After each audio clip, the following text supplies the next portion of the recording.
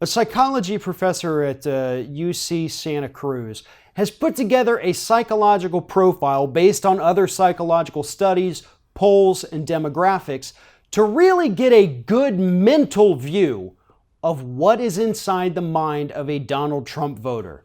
And what he's come up with are 5 common traits that we see throughout almost all Trump supporters in this country. And here they are. The first one, authoritarian personality disorder.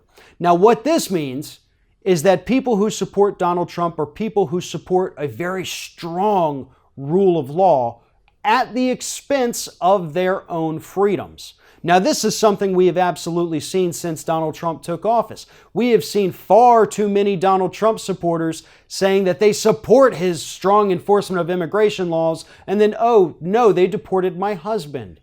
They deported the rest of my family.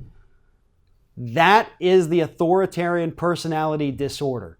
They lost their own freedom. Their family lost their freedom, all because they wanted that strict rule of law. The second common personality trait, social dominance orientation. Now, what this means is that Trump voters are far more likely than other people in this country to believe that we need some kind of societal hierarchy where the higher class, the upper class, is clearly above and gets to oppress those below them. A little bit of irony here, considering the fact that many Donald Trump voters are not in that top 1%. They're actually down here in the bottom, but they believe that one day they will be at the top and they deserve all the power and they'll be the ones holding down everybody else. The third, and this is probably one of the most important personality traits found, and again, not found in all of them, but found in most of them, prejudice.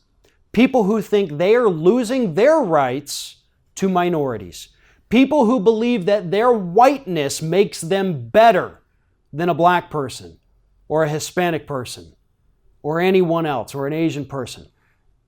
That is a very common theme seen throughout Donald Trump voters. Another one, intergroup contact. That's the fourth one. What that means is that Donald Trump voters are far less likely than their Democratic counterparts or Libertarian or Green Party counterparts to actually have interactions with people outside of their own race, outside of their own city, and outside of their own country. They're very isolated, they're very insulated. They interact with only people who agree with them and are never exposed to differing viewpoints, differing worldviews, or differing views of the world. Physically, geographically, they do not move around, they do not talk to other people, they don't expand their own horizons, and that leaves them with this feeling that they are superior, that they are better, and that leads them to vote for Trump. The fifth and final common trait he found, relative deprivation. Now, this is the one, it's a little more controversial, but it says that the deprivation is not that they're deprived of, any kind of horrible thing, but that they feel like they're owed a better economic situation. They've been deprived of moving up the social ladder, and they feel like they deserve that. That is one that is actually true, and that is one that's been hotly debated amongst the Democratic Party. Some people say that we have to reach out to these disaffected Donald Trump economic voters, while others say that no, all Trump voters are racist.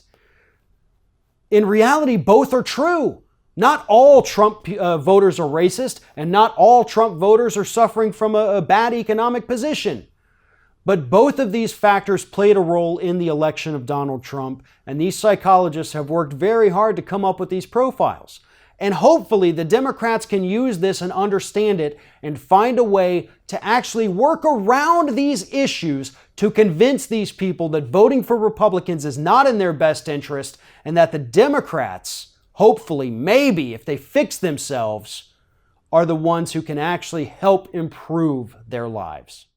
If you like this video, make sure that you like, comment, and share, and most importantly, subscribe to our YouTube channel.